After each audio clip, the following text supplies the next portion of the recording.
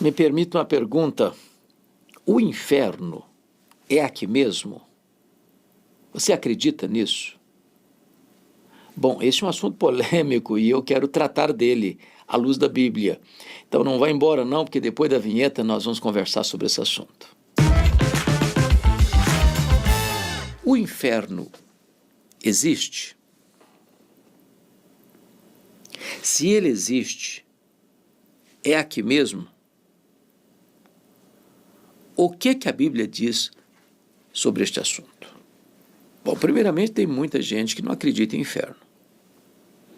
As pessoas acham que inferno é uma utopia, inferno é uma ilusão, que a vida é apenas o breve percurso do berço à sepultura e morreu, acabou.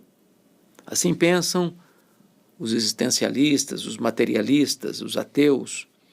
Não existe amanhã, não existe eternidade, não existe juízo final, não existe condenação eterna. É só a vida breve, curta, aqui. Né? Assim pensavam os epicureus. Por isso eles diziam, comamos e bebamos, porque amanhã morreremos. Então, curta a vida, desfrute todas as taças dos prazeres, porque a vida é só aqui mesmo e não tem mais nada. O inferno, nem o céu, não existem. Assim pensam os existencialistas, os agnósticos, os ateus, os materialistas. Mas há outros que dizem assim, bom, o inferno é aqui. Esse mundo é muito louco. Tem muita violência, tem muita guerra, tem muita injustiça. Tem muita coisa louca acontecendo. E é verdade, tem muita coisa maluca acontecendo. As guerras sangrentas, o ser humano destruindo com crueldade animalesca o seu próximo. As ruas se transformando em campos de sangue. Você saindo e tendo medo de quem está perto de você, medo de ser sequestrado, medo de ser assaltado, medo de bala perdida, medo que alguém meta a mão na sua bolsa. Tem gente morrendo por causa de um celular velho, tem gente morrendo por causa de um par de tênis. O mundo está maluco mesmo, as pessoas estão se autodestruindo, entupindo as veias de drogas, com maconha, com cocaína, com crack, com heroína, anfetaminas. O mundo está pelo avesso mesmo, onde você vê a destruição dos valores, dos princípios, apologia ao aborto, apologia às drogas, apologia à ideologia de gênero, apologia à destruição dos pilares que devam sustentar a família e a sociedade. Alguém, não, tem que ser aqui mesmo, o inferno é aqui mesmo. Onde você vê tanta gente com muito e muitos com muito pouco, gente morrendo de comer, gente morrendo de fome. Onde você vê gente morando debaixo de viadutos. Onde você vê no mundo crianças amíngua, esqueléticas, caquéticas, macérrimas, por não ter um pedaço de pão. Alguém, não, o inferno é aqui mesmo. Onde você encontra políticos que, com discurso populista e em nome da democracia, saqueiam os cofres públicos, dilapidam as empresas estatais e arruinam com a economia da nação, em nome de serem beneméritos, onde você vê a corrupção mergulhada, infiltrada, prevalecendo em todos os setores da sociedade, desde os altos comandos do poder até a família e até nas igrejas. Ah, não, o inferno é aqui mesmo. onde você vê monstros entrando em escolas e matando crianças, professores, onde você vê o terrorismo prevalecendo em tantos lugares, onde se mata, onde se estupra, onde se decepa a cabeça, onde se queima pessoas vivas, em nome de uma ideologia, ou de um partido, ou de uma cosmovisão distorcida, e diz às pessoas, não, o inferno é aqui mesmo, o mundo está muito louco. Bom, eu preciso concordar que o mundo está muito louco, está posto no maligno. O diabo, o príncipe deste mundo, está atuando nos filhos da desobediência. O homem longe de Deus é um escravo do diabo, do mundo, da carne. A inclinação do seu coração é inimizade contra Deus. E onde põe a sua mão, as coisas se corrompem, as coisas se conspurcam. Mas me permita dizer-lhe, o inferno não é aqui mesmo. O inferno é lugar de tormentos, de ranger de dentes, de trevas exteriores, de banimento para sempre da presença de Deus. Aqui você vê o sorriso de uma criança. Aqui você tem uma água fresquinha para beber e matar a sua sede. Aqui você tem um abraço de uma mãe, o afago de um pai. Aqui você tem o orvalho fresco de uma amizade, que é um bálsamo para o coração. Aqui você tem uma cama macia para dormir, você tem uma mesa com pão com fartura. Aqui você tem a Bíblia, a palavra de Deus, que restaura a alma, que alegra o coração, que ilumina os olhos, que é mais preciosa do que ouro, que é mais doce que o mel. Aqui você tem igrejas que se reúnem para cantar louvores a Deus.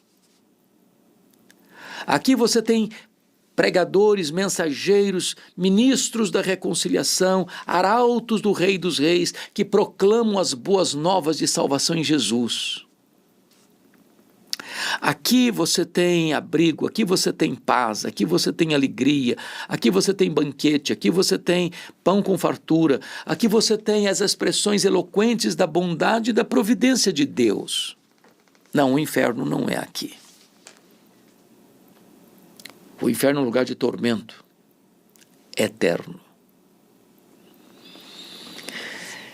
A Bíblia trata desta matéria, e quem mais falou sobre o inferno foi o próprio Senhor Jesus.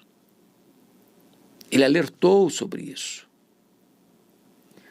E seria muito deselegante da minha parte não tratar desse assunto com você, muito embora algumas pessoas dizem, mas isso não é assunto para se tratar, isso é uma falta de delicadeza, de sensibilidade, as pessoas não devem ser confrontadas com a verdade tão nua e crua como esta. Não. É o contrário. É o contrário. Aqueles que estão indo para a perdição precisam ser alertados. Se você vê uma casa em chamas e escutando gritos de socorro, você não passa passivamente, tranquilamente e vai embora. O inferno existe. E ele está no final de toda a vida sem Cristo. A Bíblia usa algumas expressões para definir o inferno. É um lugar de trevas, porque Deus é luz.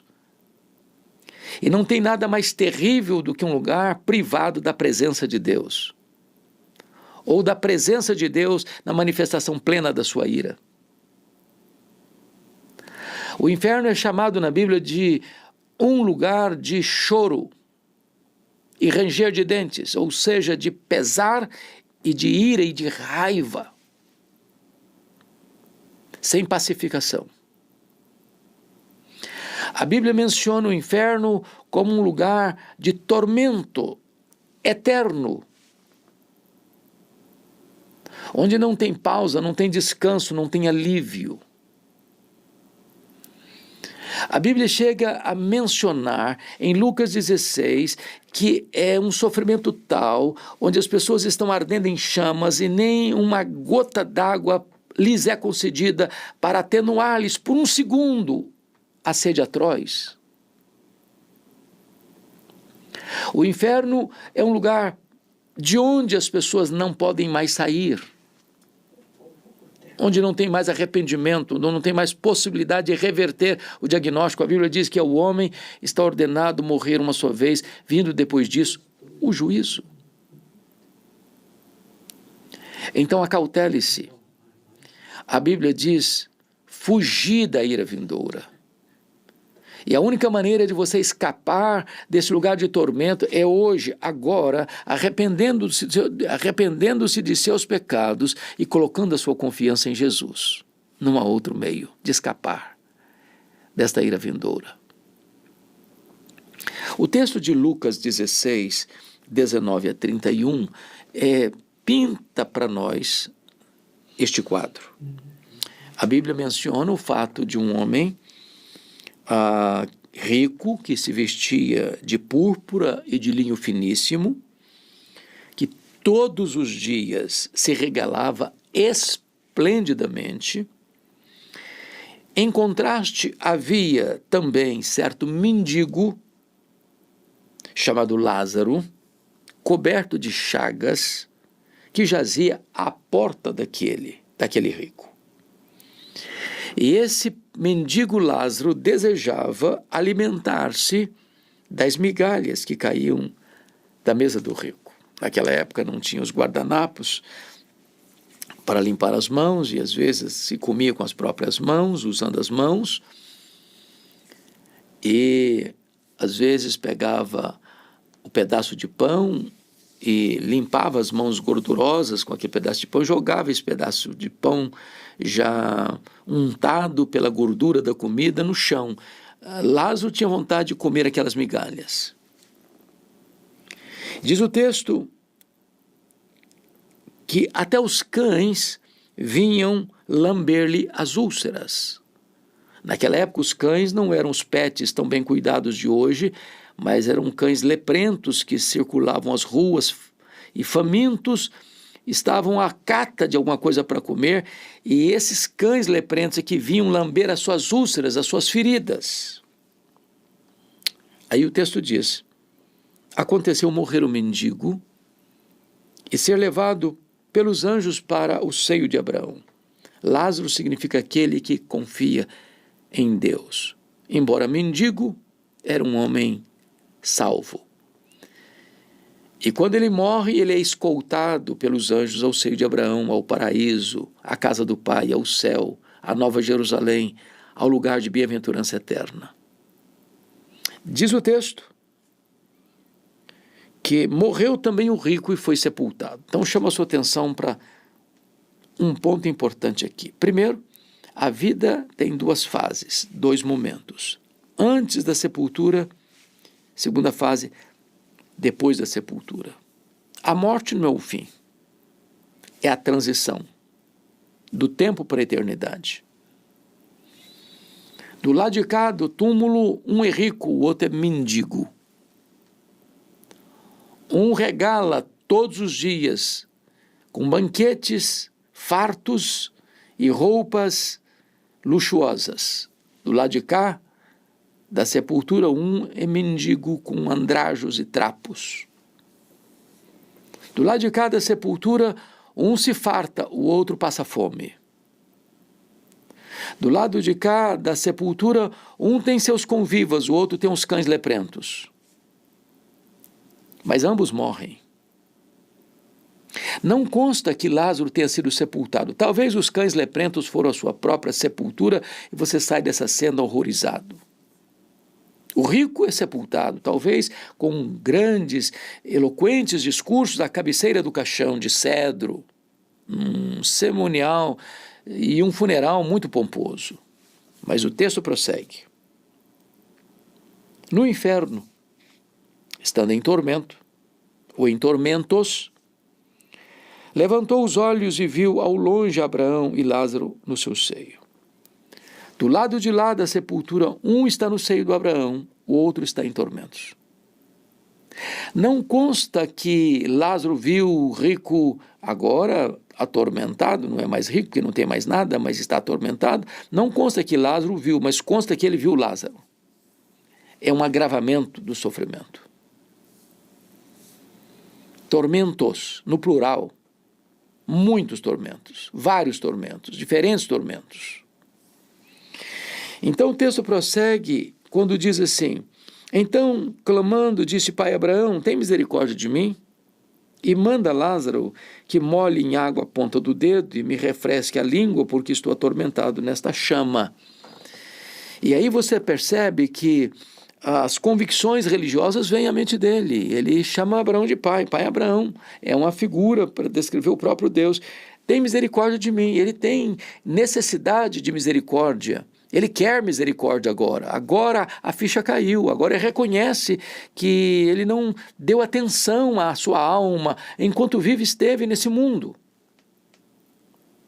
Agora ele pede, faz uma oração, manda Lázaro que molhe a ponta do dedo, que molhe em água a ponta do dedo. O que é a ponta de um dedo molhada em água diante de uma chama que atormenta? Nem isso ele tem. A sua língua não é refrescada nem sequer por uma gota d'água. Ele reconhece que agora o tormento cerca por todos os lados. Agora veja a resposta. Disse, porém, Abraão: Filho, lembra-te de que recebeste os teus bens em tua vida, e Lázaro igualmente os males. Agora, porém, aqui ele está consolado e tu em tormentos. Houve uma reversão da situação. Agora preste atenção nisso. O rico não foi para o inferno porque era rico, e nem Lázaro foi para o inferno porque era mendigo. A pobreza não é um caminho para o céu, nem a riqueza é um impedimento para ir para o céu. A porta do céu não é nem a pobreza nem a riqueza, a porta do céu é Jesus. O caminho para Deus não é nem a riqueza nem a pobreza, o caminho para Deus é Jesus. A condição para entrar no céu não é a pobreza nem a riqueza, é crer no Senhor Jesus. Esse homem passara toda a sua vida vivendo apenas para ele mesmo, para o conforto dele, para o deleite dele, para atender às necessidades dele. Ele nunca parou para pensar na sua alma, ele nunca parou para pensar na sua salvação, ele nunca parou para pensar e nem investir na eternidade. Por isso ele está agora desprovido de tudo, atormentado pelas chamas, enquanto Lázaro, muito embora mendigo, seu auxílio era o Senhor. E apesar das privações da terra, agora ele encontra o consolo do céu. O texto prossegue, e o Senhor ainda responde: E tu, e além de tudo, está posto um grande abismo entre nós e vós, de sorte que os que querem passar daqui para vós outros não podem, nem os de lá passar para cá. Então significa o seguinte: o inferno é um lugar de tormentos irreversível. Irreversível. Essa sentença não se muda.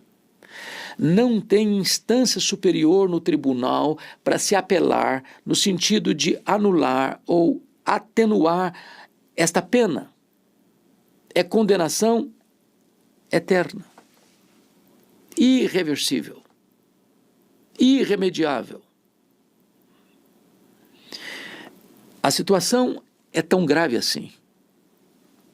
Portanto, não brinque com o destino da sua alma, porque hoje é o dia oportuno, hoje é o dia da salvação, amanhã pode ser tarde demais.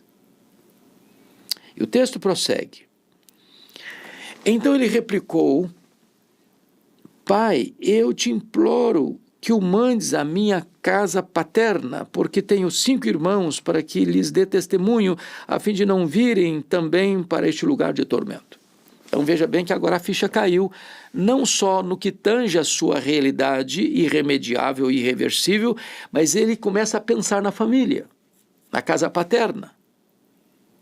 E começa a lembrar que ele tem 5 irmãos que poderiam ouvir o que ele não ouviu, ouvir o que ele não deu atenção, para que esses 5 irmãos não sofram o mesmo revés eterno que ele está sofrendo, de uma perdição e de uma condenação eterna. Mas, mesmo no inferno, a sua teologia não foi corrigida. Sua teologia está errada. Ele está pedindo que um homem que morreu, cujo espírito glorificado já está desfrutando das bem-aventuranças eternas, volte a comunicar-se com os vivos. Isso não é teologia bíblica, isso está na contramão de todo o ensino da palavra de Deus. Isso é uma negação do verdadeiro cristianismo. Os mortos não se comunicam com os vivos. Então veja a resposta. Respondeu Abraão: eles têm Moisés e os profetas, ouçam-nos. O que está posto aqui é isso: eles têm a palavra, eles têm a Bíblia. E quem não escuta a Bíblia não tem outra alternativa, porque Deus revela a nós a sua vontade, o seu propósito através da sua palavra. A fé vem pelo ouvir e ouvir a pregação da palavra. É pela palavra que cremos, é pela palavra que nascemos, é pela palavra que crescemos, é pela palavra que somos fortalecidos, é pela palavra que somos consolados. Então, não se pode conhecer a Deus a não ser que seja através da pregação da palavra. Deus se revelou na natureza, Deus se revelou na nossa consciência, mas nós precisamos da palavra, porque esta palavra que é a revelação eficaz de Deus para conhecermos a Cristo. Examinais as Escrituras, porque tendes nela a vida eterna, e são elas que testificam de mim, disse Jesus. Mas veja, ele ainda insiste. Não, pai Abraão, se alguém dentre os mortos for ter com eles, arrepender-se-ão. A teologia desse homem que está no inferno não muda, porque ele está sofrendo.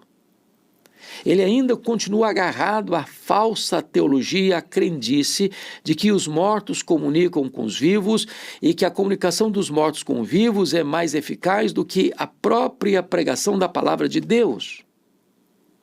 Vejamos a resposta. Abraão, porém, lhe respondeu: se não ouvem a Moisés e aos profetas, se não escutam a palavra de Deus, se não ouvem a Bíblia, se não ouvem a pregação da palavra de Deus, tampouco se deixarão persuadir, ainda que ressuscite alguém dentre os mortos. Então veja você. A palavra de Deus está dizendo que o meio eficaz de nós conhecermos a Deus e a sua salvação é por meio das Escrituras. O Senhor não abriu a possibilidade dos mortos comunicarem com os vivos, ainda que alguém ressuscite. Se alguém vai ter que comunicar com os vivos, teria que ressuscitar, mas morto não se comunica com os vivos. E o que ele está dizendo é o seguinte: a Bíblia é muito mais eficaz para falar ao coração, para convencer do pecado, para levar o arrependimento para a vida, para oferecer a fé salvadora, do que um mensageiro que ressuscitou dos mortos para pregar. Deus nos deu a sua palavra. Então, eu quero fechar meu argumento dizendo o seguinte: o inferno não é aqui. Não é aqui. Aqui tem um rico se banqueteando e tem um mendigo faminto. Aqui tem um homem vestido luxuosamente, o outro coberto de trapo. Aqui tem um homem cercado de honrarias e tem um outro cercado de cães. Aqui tem um homem cheio de saúde que banqueteia. Aqui tem um homem com chagas. Aqui tem muita gente com muito e tem mais gente ainda com nada. Aqui tem injustiça. Lá a justiça será feita de forma plena. Então, o inferno aqui não. O inferno existe. Ele é um lugar de tormento e um estado de sofrimento eterno.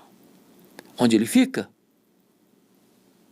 No final de uma vida sem Cristo. Portanto, hoje é o tempo oportuno de você fugir da era vindoura, arrepender dos seus pecados e crer no Senhor Jesus. Se assim você fizer, você recebe de Jesus o perdão e a vida eterna. Então você será uma nova criatura, terá um novo coração, uma nova mente, uma nova vida, uma nova família, uma nova pátria, uma nova herança. E você terá o selo do Espírito Santo, seu nome no livro da vida e a garantia da própria vida eterna.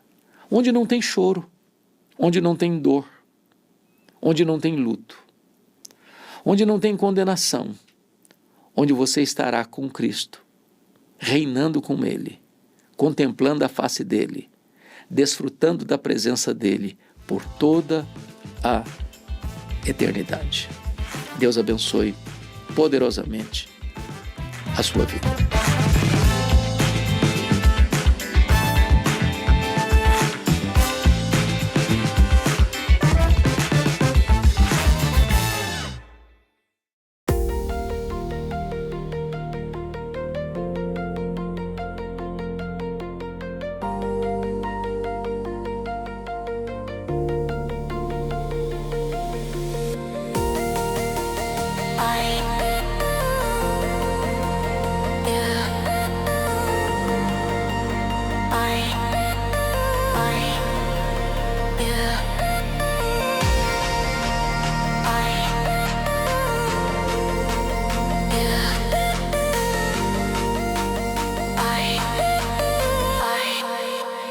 Yeah.